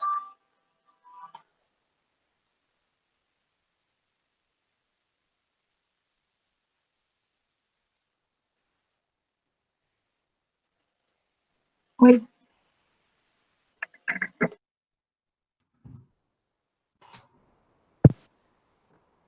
Não estamos te ouvindo, Marja. Não? Não estão me ouvindo? Agora sim, agora sim. Demorou um pouco para vir entrar o som. Deu para escutar? Deu para assistir o videozinho? Deu, foi ótimo. E respondeu, inclusive, uma das perguntas que foram feitas no Class sobre a questão do mercado, né? Então, ele respondeu sobre a questão do mercado, eu acho que foi uma resposta bem interessante, assim, que ele está até com... Né, se ele aumentar a produção dele, é como tu falou antes, ele vai vender tudo, ele não vai deixar de vender, né? É uma coisa... É bem interessante, assim, até dá para assistir em qual programa que é, Marjan?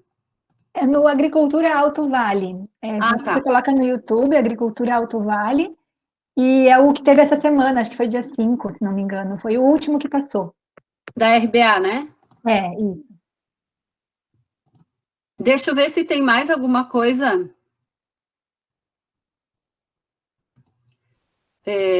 Aqui de perguntas. Eu acho que a maioria foi respondida desses que mandaram, mas eu acho que seria interessante os alunos aproveitar o momento para fazer algumas perguntas aí, né?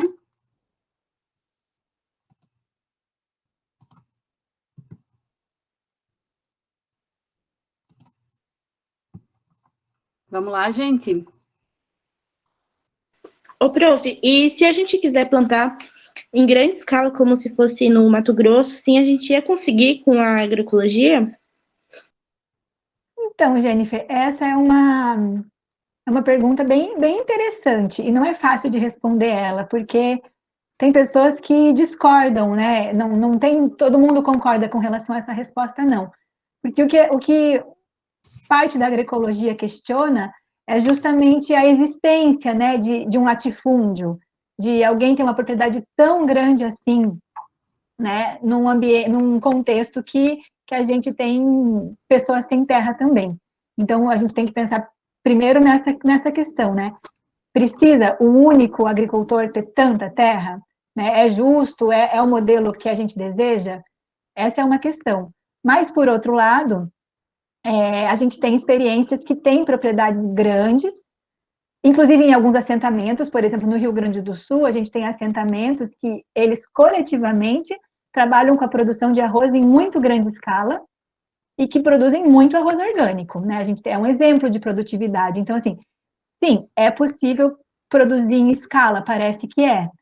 Mas a questão é, aí, o que esse nova forma de produzir agrega? Claro, diminui o uso de agrotóxico, diminui, né, melhora alguns tipos de ciclos ali dentro da propriedade, mas da mesma forma é uma paisagem bastante homogênea, né, numa grande área, pouca diversidade, e os agricultores também se inserem num sistema de que estão dependendo principalmente de um único elemento para sua renda, que pode em algum momento... E se for, como é que o professor Rômulo disse, são várias plantações em uma plantação só, várias plantas em uma plantação só em grande escala. Aí você diz uma área grande, mas com diversidade, com sistema agroflorestal ou com sistema... Também existem experiências, acho que principalmente em Goiás já, até de propriedades grandes, né, que foram herdadas, por exemplo, e que a pessoa resolveu implantar até aquele sistema sintrópico que chama, né, que é um sistema de agrofloresta que, como o Gleison falou, vai colocando muita matéria orgânica no solo, podando muito o sistema para proteger o solo. Existe experiência desse tipo já no Brasil, né? Mas, como eu falei, a gente tem que sempre pensar que a agroecologia questiona outras coisas, não só as técnicas de produção, também questiona a distribuição da terra, também questiona a forma de comercializar. Então, assim, isso dá uma resposta do ponto de vista, talvez, das técnicas produtivas serem melhores, com certeza. Mas talvez outras questões, né, da agroecologia não estão sendo trabalhadas nesse sistema, né? Nessa resposta da professora Marja, nessa fala da professora Marja, está um pouquinho a resposta da pergunta que foi feita sobre a diferença do que é a diferença da produção orgânica e da produção agroecológica. Então, o que a professora Marja falou agora responde super bem essa questão, né? Da diferença da produção orgânica e da agroecológica. A orgânica pode ser uma grande produção, né, em grandes áreas, né, produz, né, que acho que um pouco das dúvidas também, produz, né, que se fala muito, mas produz o suficiente, aí o Gleison já fala, né, produz tanto que, né, falta ainda, né, que dá para fazer, né, dá para vender mais e produz o suficiente e mais um pouco, né. Pessoal, vamos lá, vamos fazer perguntas aí, vamos aproveitar esse momento. O que vocês conseguiram entender e relacionar com alguma das matérias nossas? Eu quero fazer uma pergunta também, que a gente consegue exportar produtos ecológicos? Porque eu não consigo pensar em exportar sem ter conservantes. Com certeza, Jennifer. Inclusive, o mercado externo, né, ainda mais nesses locais que têm grande poder, ou maior poder aquisitivo, né, os consumidores têm mais condições de escolher o que eles comem, eles valorizam ainda mais esse tipo de coisa. E se você ver, tem produtos processados com o selo de orgânico, né? Você pode comprar, por exemplo, geleia orgânica, molho de tomate orgânico, e arroz orgânico, café orgânico. Hoje em dia, o que eu mais estudo, né, o meu projeto de doutorado está ligado à erva mate. Então, a maior parte da erva mate é para exportação já no Brasil, né? E uma erva mate que vem de dentro da floresta e com selo de orgânico sem dúvida, valorizada, né? Na pesquisa que eu estou fazendo, inclusive, praticamente não tem erva mate com área certificada orgânica, e as indústrias falam que se tiver para elas poderem exportar, elas vão pagar, 10 vezes mais do que elas pagam para a erva mate normal, assim, né? O preço pode chegar a 10 vezes mais, mas não tem, isso não tem. E se tivesse, eles falaram, daria para mandar 10 containers por dia para a Alemanha, que tem mercado. Então, sim, dá para exportar. Claro que alguns produtos in natura, a dificuldade de comercialização é maior. E também, como eu falei, esse sistema, né, que transporta tudo para muito longe, também tem um problema, né, que é o uso de energia, de combustível. Então, assim, dentro do que a gente pensa desses sistemas alternativos, também é importante priorizar o mercado que está mais perto, que gasta menos energia para transportar, onde o consumidor conhece o produtor, porque cria uma relação, né, que você conhece as pessoas, que os acordos são feitos de um jeito mais direto, né? Então, claro, é interessante pensar num mercado mais amplo, mas é importante também pensar nesses arranjos do lugar. Eu queria só falar né, complementar um pouquinho o que a Marja falou, que a gente tem que levar em consideração que a maioria dos nossos produtos que são exportados, eles não são exportados para alimentação humana. Né? Então, o algodão, a soja, o milho, né, tudo isso que é exportado em grande escala é para produção, para alimentar a pecuária, né? Então, realmente, o mais interessante é, como a Marja colocou, é que a gente consiga ter uma distribuição de alimento mais próximos de onde a gente produz, né? Isso faz com que a gente tenha um alimento mais saudável, um alimento mais fresco, por um período de tempo até mais longo, né? Do que você ter uma grande quantidade dessa de produto para exportar.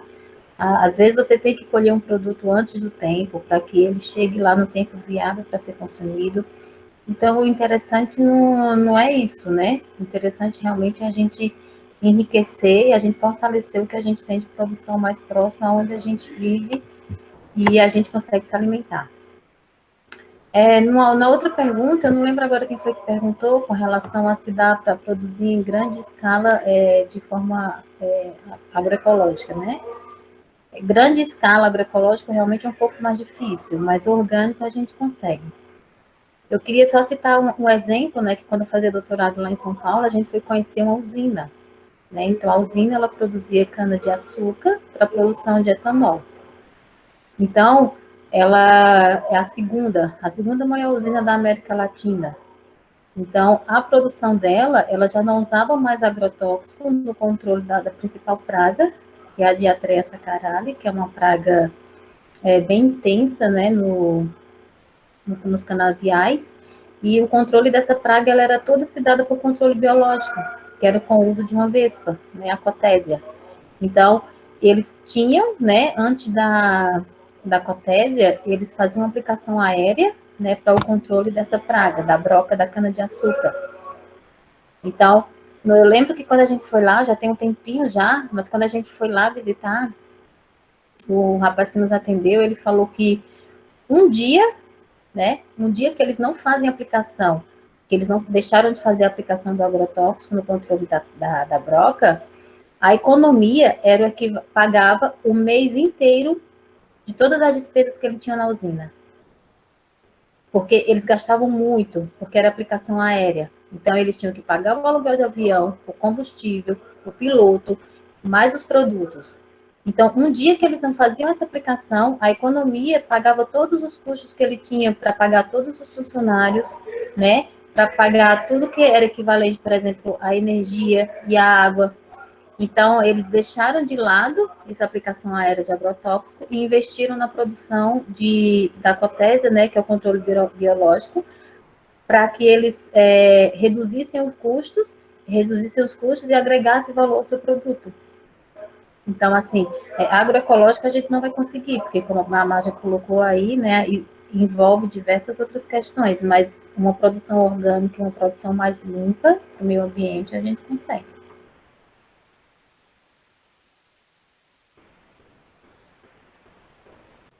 Bacana, Liz. E a Liz mora no Mato Grosso, tá, Marja? É nossa professora de Química. E ela mora em Naviraí, né? Mas foi a Flávia, Carla. Não, mas a Liz escreveu aqui. Eu não vi. Eu tô falando do comentário do chat. Tá. Complementando o que a Flávia falou, que escutando a professora Flávia, eu lembrei do que o meu irmão falou, que ele trabalha, e ele ainda trabalha no Paraguai, ele é agrônomo no Paraguai. É uma grande propriedade, e agora eles estão estudando e a plantação de soja deles, o cultivo deles, a maior parte da propriedade já estão fazendo controle de praga com as bactérias, e produziu bem mais, e o custo foi mínimo. Então, a fazenda está toda evoluindo para esse tipo de cultivo de soja. Casa bem com o que a professora Flávia acabou de falar, que ela acompanhou lá em São Paulo. Uhum. Legal. Pessoal, já são 15h07, né? A gente vai mais um pouquinho. Vamos lá, mais umas 2, 3 perguntinhas, vamos aproveitar que a professora Marja está aí, para a gente não se estender tanto, né? Mas temos que aproveitar, a professora está aí disponível, né?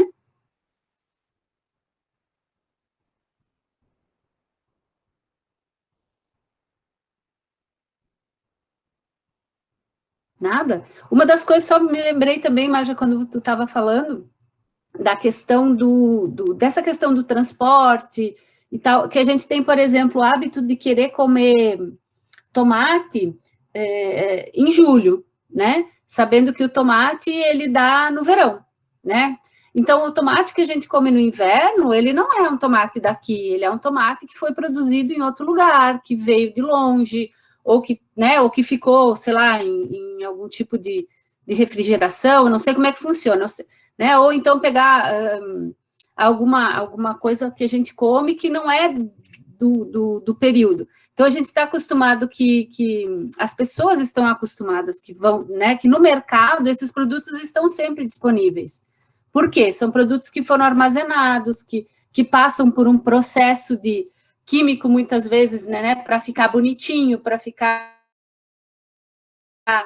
não estragar, mas ele vem de muito longe, né, e que não são produtos locais, enfim. A consumir produtos da época, né, que a gente não... então, tá, no inverno é hora de comer laranja, né, e no verão é hora de comer a melancia. Então, né, tem essas coisas, mas como os mercados convencionais têm essa produção, né, tem isso sempre, a gente se habituou a, sei lá, a comer o que vem importado, vem lá do norte, num caminhão, super verde, daí quando chega aqui já tá madurinho, né, comer uma manga, que não é nosso, né, não é nosso do sul, vamos falar assim. Nem com estufa a gente consegue plantar o tomate? Pergunta aos professores da área aí, Rômulo, Flávia, acho que sim. Consegue produzir, porém, qual é o custo dessa produção? Né? Tanto o custo ambiental, né, o custo geral de produzir esse tomate, né?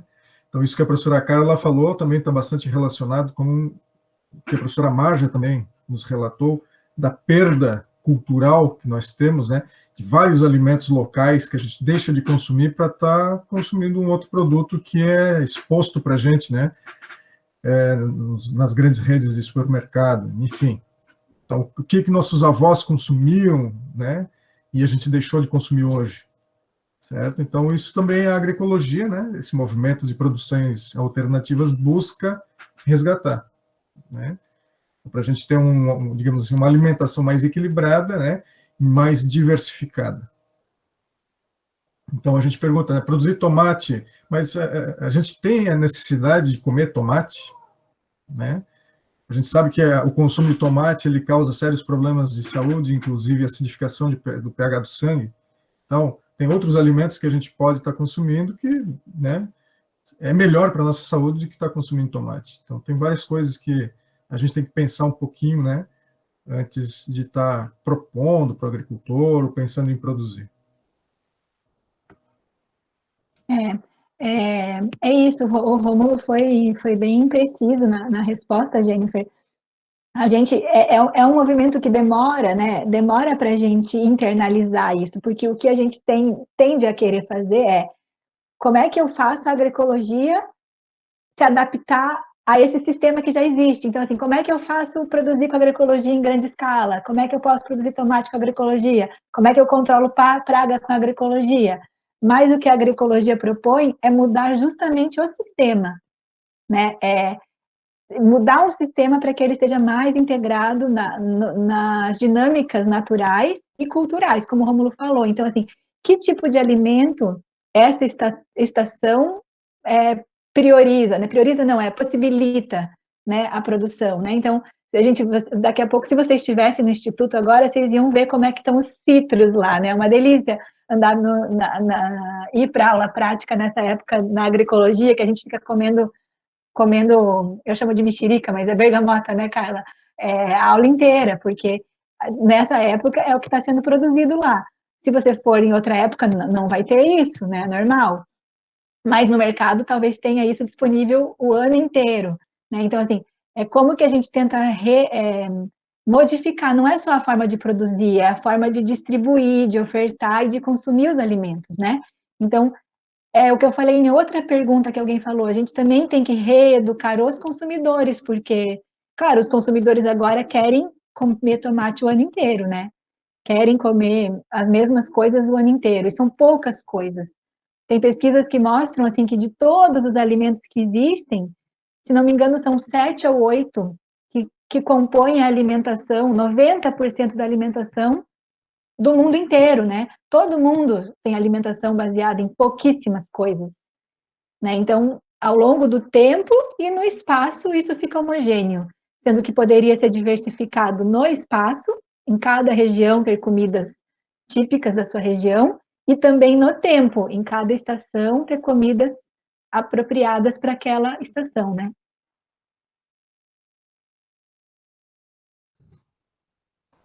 Pessoal, uma última pergunta, vamos lá. Chance para a última pergunta. Aproveitem. Posso sortear alguém para fazer uma pergunta? Vou apanhar dos alunos. Vai sair todo mundo evasão, assim. Vou sortear, vamos lá. Vou pegar alguém que a Mar já conhece, tá? Carlos, tu tá aí, Carlos? Que Carlos, gente? Isso daí não valeu, para. Eu conheço, o Carlos eu conheço, é verdade. Bom, que pergunta que eu posso fazer? Sacaneei, né? Ai. Eu já tô meia hora pensando na pergunta e não achei nada, imagina agora. Agora na pressão, né, Carlos? Sacanagem isso. Poxa. Vai lá, faz uma pergunta. Onde que você está morando? Faz alguma pergunta ligada à região que você mora, alguma coisa que você observa aí. Vocês sabem alguma coisa assim?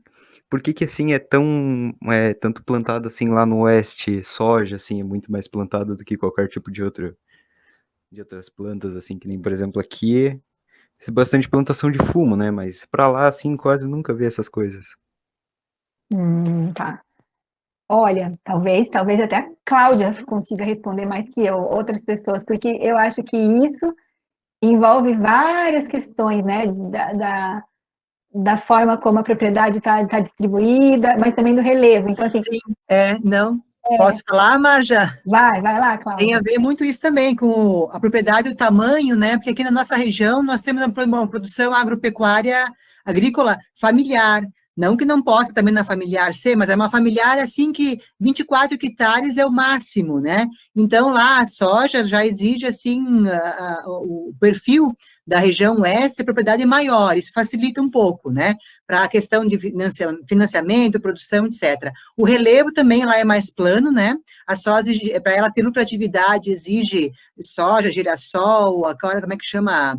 Aquele outro sorgo, né? Todas essas produções agrícolas que exigem mecanização, elas são mais lucráveis se tiver um terreno mais plano, né? Então, quanto mais plano vai ficando, vocês estão vendo que a produção agrícola fica assim, mais homogênea, né? Soja, né? Feijão, aquela coisa assim. E também a questão que nós temos hoje, a Petrobras, por exemplo, o que a gente pensa, que a gente vê de soja, a gente pensa que é para fazer produção agrícola, mas grande parte da soja que é plantada na região ali é para fazer biodiesel. Então, nós temos uma tendência hoje de produção agrícola de soja, a gente pensa que é para fazer alimento, mas na nossa região, uma boa parte vai para a Petrobras para fazer o biodiesel, né? Então, soja, por exemplo, o girassol também, que está começando a entrar na nossa região. Mas tem a ver, então, porque lá naquela região tem mais soja, em função do relevo e em função do tipo de propriedade rural que é mais extensa do que a nossa. Basicamente é isso, né? Muito bem, gente. Eu acho que perguntas respondidas, eu acho que o pessoal, né? Espero que vocês tenham curtido aqui esse nosso papo. O Jonas pergunta para a Cláudia se o atendimento às agroindústrias também, para as rações, também, né?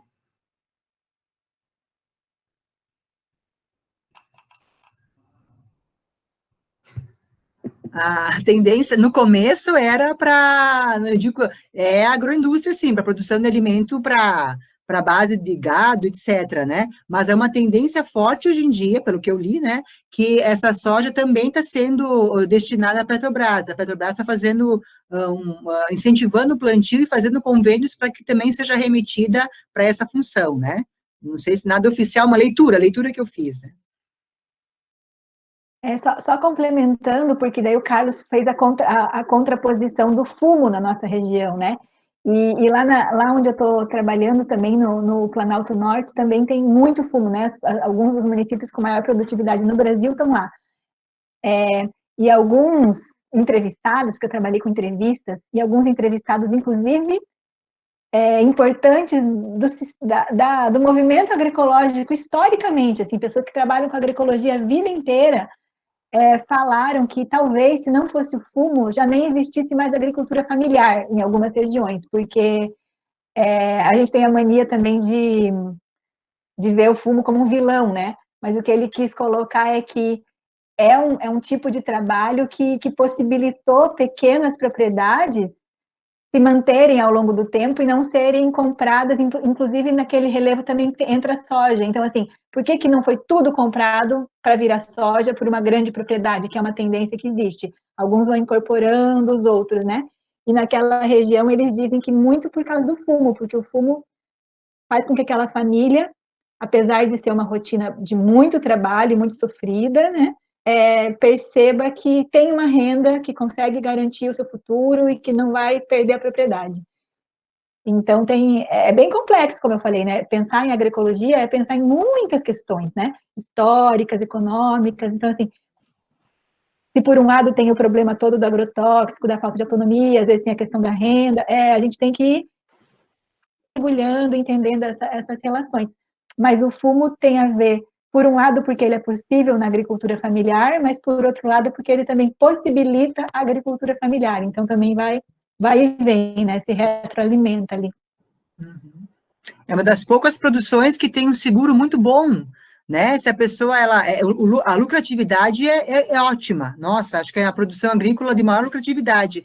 Isso é uma das poucas produções agrícolas que tem seguro. Se desculhambar, a fumageira paga, né? Então, acho que é uma coisa, como tu disse, sim, a agricultura familiar aqui no Alto Vale, também no Rio Grande do Sul, uma boa parte se manteve nesse sistema, que é uma tendência que tu disse forte hoje em dia. Eu vejo lá em Bento, o pessoal vende a propriedade pequena para as grandes vinícolas que vão incorporando tudo, né? O 10 vira 20, vira 100, vira não sei o quê.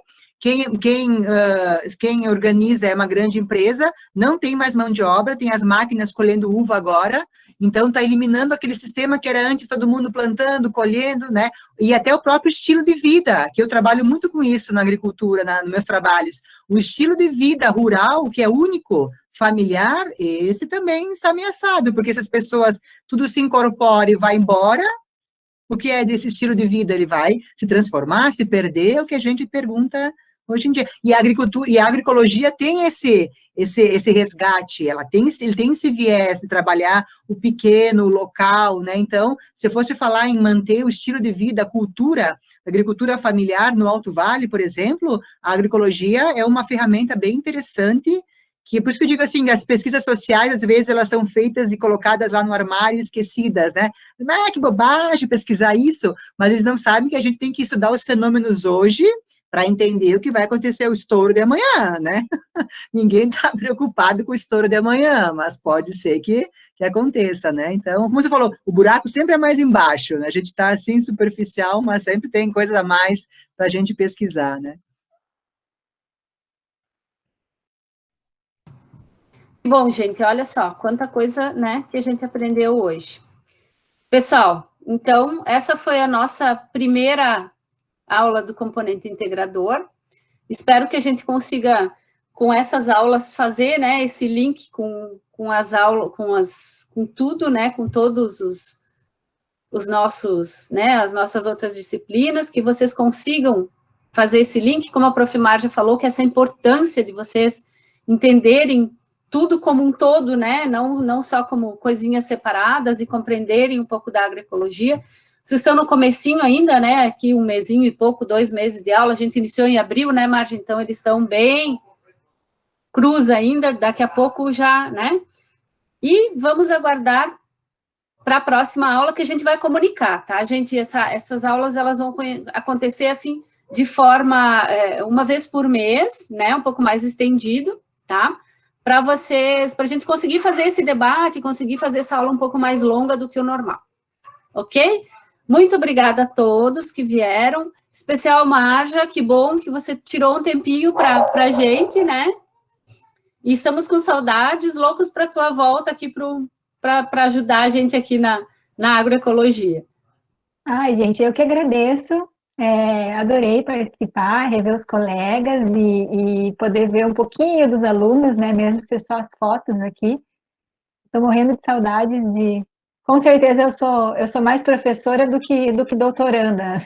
Eu estou com vontade de voltar a dar aula. Se eu pudesse, já ia amanhã. Então, foi um prazer. Eu que agradeço. Então tá, gente, obrigada. Até a próxima. Pessoal, quem estava gravando é a Liz, não, a Lidiane, né? Lidiane, eu acho que depois tu passa para mim. E isso, beleza. Tá bom. Obrigada, gente. Até, vamos encerrando. Tchau, tchau. Tchau. Um abraço.